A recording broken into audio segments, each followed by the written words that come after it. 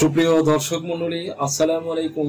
দেশে এবং দেশের বাহিরে যে যেখান থেকে শুনছেন, আশা করি ভালো আছেন, সুস্থ আছেন, নিরাপদে আছেন।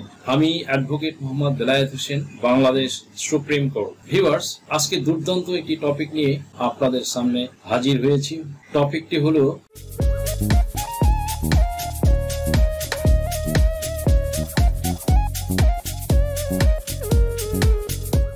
সুপ্রিয় দর্শক মণ্ডলী, পরিবারে অভিভাবকের মৃত্যু সবার জন্য চরম একটি বেদনাদায়ক অধ্যায়। বাট কোনো ব্যক্তি মারা গেলে তার স্থাবর ও অস্থাবর সম্পদের মালিকানা পেতে আইনি বিধিবিধান আছে, যা আমাদের অনেকেরই অজানা। তাই তো পারিবারিক কলহ এড়াতে নিজেদের প্রয়োজনে আইন জানা জরুরি।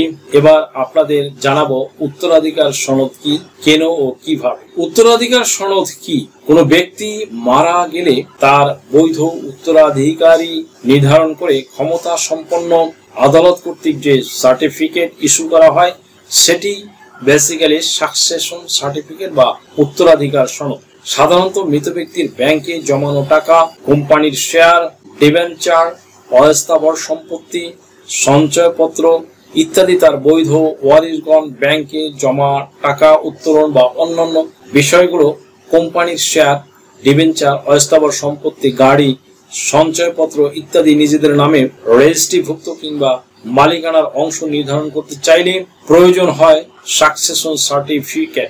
সাকসেশন আইন 1925 370 থেকে 389 ধারায় সাকসেশন সার্টিফিকেটের বিধান বলা হয়েছে। সুপ্রিয় দর্শক মণ্ডলী, উত্তরাধিকারী হবেন কারা? মৃত ব্যক্তি যদি মুসলিম হন, তাহলে মুসলিম আইন অনুযায়ী যারা ওয়ারিশ হওয়ার যোগ্য তারা উত্তরাধিকার সনদের জন্য আদালতে আবেদন করতে পারবে, বা অন্য ধর্মের হলে সেই ধর্মের পারিবারিক আইন অনুযায়ী আবেদন করতে পারবেন। স্থাবর সম্পত্তি যেমন জমি জমার ক্ষেত্রে হয়ে থাকে, তেমন ভাবেই অন্যান্য সম্পত্তির হিস্সা বা অংশ অনুযায়ী সব ওয়ারিশগণ প্রাপ্ত হবেন। অনেক সময় দেখা যায় মৃত ব্যক্তির বৃদ্ধ বাবা মা জীবিত থাকতে স্ত্রী সন্তানরা বৃদ্ধ বাবা মাকে বাদ দিয়ে, ভাইয়েরা বোনদের বাদ দিয়ে, বা একাধিক স্ত্রী থাকলে অন্য স্ত্রী একজন অপরকে বাদ দিয়ে আদালত থেকে উত্তরাধিকার সনদ হাসিল করে, যা আইনত এবং ধর্মীয় দৃষ্টিতে ঘৃণিত অপরাধ। কোনো ওয়ারিশকে বাদ দিয়ে উত্তরাধিকার সনদ হাসিল করলে সংক্ষুব্ধ বা বঞ্চিত ওয়ারিশগণ ইতিমধ্যে ইস্যুকৃত সনদ বাতিল চেয়ে আদালতে আবেদন করতে পারেন। কোনো সম্পত্তি বাদ পড়ে থাকলে পরবর্তীতে সাকসেশন সার্টিফিকেট বর্ধিতকরণের জন্য আবেদন করা যায়। সুপ্রিয় দর্শক মণ্ডলী, এই সংক্রান্ত কোর্ট ফি ও অন্যান্য খরচ কত? প্রথম ধাপে আইনজীবীর ফি এবং filing.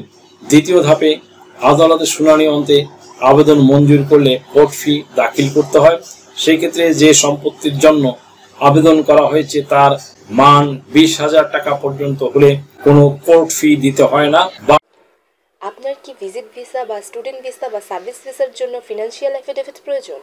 Sponsorship affidavit, relationship affidavit, support affidavit, asset valuation, property valuation, এছাড়া অন্য সকল ধরনের এফিডেভিট নিতে আজই ডায়াল করুন 01724583880 নম্বরে। 20,000 থেকে 1 লক্ষ টাকা পর্যন্ত 1% কোর্ট ফি দিতে হয়, আর 1 লাখ থেকে তদূর্ধ্ব হলে 2% হারে কোর্ট ফি জমা দিতে হয়। কি কি ডকুমেন্টস বা কাগজপত্র লাগবে? স্থানীয় চেয়ারম্যান বা ওয়ার্ড কাউন্সিলর কর্তৃক ইস্যুকৃত ওয়ারিশান সার্টিফিকেট, সিটি কর্পোরেশন, পৌরসভা বা চেয়ারম্যান অফিস থেকে মৃত ব্যক্তির অনলাইন মৃত্যু সনদ, মৃত ব্যক্তিকে যে কবরস্থানে সমাহিত করা হয়েছে তৎমর্মে প্রত্যয়নপত্র যদি সম্ভব হয়, মৃত ব্যক্তির কোনো হাসপাতাল বা ক্লিনিকে মৃত্যুবরণ করলে ওই প্রতিষ্ঠান থেকে প্রত্যয়নপত্র, যে যে সম্পদের জন্য আবেদন করা হবে তার বিস্তারিত প্রমাণপত্র দিতে হবে। ভিউয়ার্স, সাকসেশন সার্টিফিকেট পেতে কতদিন সময় লাগে? সময় আইন আদালতের কাছে সবচেয়ে গুরুত্বপূর্ণ প্রশ্ন। সাকসেশন সার্টিফিকেটের জন্য সাধারণত 3টা ডেট বা তারিখের প্রয়োজন হয়। প্রথম ডেট ফাইলিং, দ্বিতীয় ডেট সমন ফেরত এবং তৃতীয় ডেট জবানবন্দি। আবেদন মঞ্জুর হলে কোর্ট ফি দাখিল কমপক্ষে 10 দিন সময় লাগতে পারে।